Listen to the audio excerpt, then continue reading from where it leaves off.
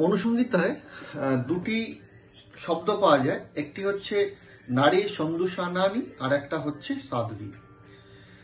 মদ্যপান এ আসক্ত, অপর পুরুষকে প্রতি আসক্ত, বিবাহিত পতির প্রতি তার কোনো কর্তব্যবোধ নেই, সন্তান পালনের ক্ষেত্রে তার কোনো ইচ্ছা নেই, তার নিজের বাড়ি ছেড়ে অন্য বাড়িতে বসবাস করে, পরপুরুষের প্রতি তার আসক্তি,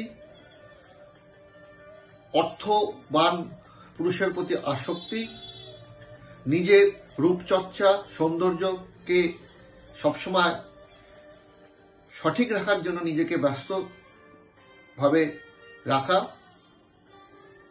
বাড়ির অন্যান্য সদস্যদের প্রতি অসম্মান যোগ্য ব্যবহার এবং কথাবার্তা, অর্থাৎ একটা ব্যভিচারপূর্ণ যে নারী, বিবাহিত নারী, তাকে বলা হয় নারু সন্দুষানানি। মনুসংহিতায় এটি উল্লেখ আছে। অপরদিকে সাধ্বী, যিনি তার বিবাহিত পুরুষ ছাড়া অন্য পুরুষের কথা মনে আনতেই চান না, সংসারকে সুন্দর থেকে সুন্দরতম করতে সারাক্ষণ ব্যস্ত, সন্তান প্রতিপালনের ক্ষেত্রে, উৎপাদনের ক্ষেত্রে নিজেকে নিয়োগ করেন,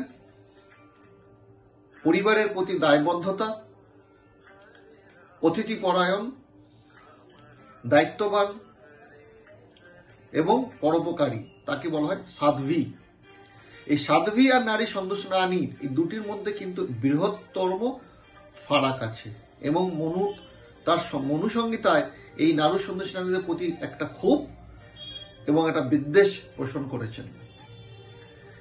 এই দুই নারীর চরিত্রের যে পৃথক পৃথক যে চরিত্র, সেখানে সাধ্বী নারীকে বিশেষ গুরুত্ব দিয়েছেন এবং সেই সকল পতিদের উদ্দেশ্যে মনু বলেছেন, যারা এই সাধ্বীকে ভার্যা রূপে পেয়েছেন অর্থাৎ স্ত্রী রূপে পেয়েছেন, সেই সকল পতিদের উদ্দেশ্যে তিনি বলেছেন তারা যেন তাদের ভার্যাকে সম্মান দেন এবং তাদেরকে সঠিক দায়িত্বর সাথে তাদের কেয়ার করেন। কারণ যে কোনো সম্পর্ক, বিশেষ করে পতি পত্নীর সম্পর্ক ঠিক করেন স্বয়ং দেবতা ঈশ্বর। তিনি ঠিক করেন কার সাথে কার বিবাহ যোগ্য।